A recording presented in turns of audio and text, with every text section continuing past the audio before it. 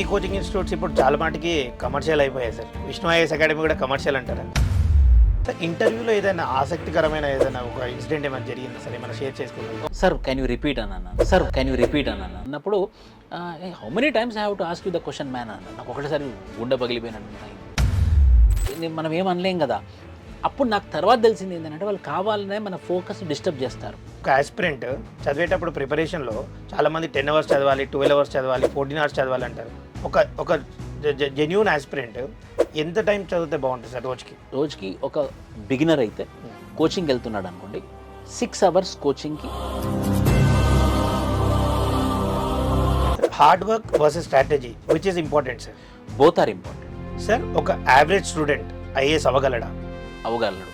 Average స్టూడెంట్సే అవుతారు. ఎందుకో తెలుసా? సార్ ఒక ఆస్పిరెంట్కి 3 Ds important sir: determination, dedication and discipline. So CCC కూడా యూజ్ అవుతుంది. ఓకే. ఫస్ట్ C అన్నిటికన్నా most important consistency. Sir Delhi or Hyderabad which is the best place for UPSC preparation? ఖచ్చితంగా హైదరాబాద్ అండి.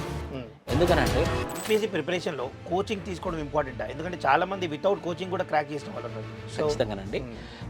వితౌట్ కోచింగ్ క్రాక్ చేసిన వాళ్ళని చెప్పేసి అది అబద్ధం. యూపీఎస్సీ అంటే ఏంటో చెప్పు. Union public service commission sir. నేనైతే యూనియన్ పబ్లిక్ సర్వీస్ కమిషన్ అనుకోను. ఆవిడ పేరు శాలిని మిశ్రా.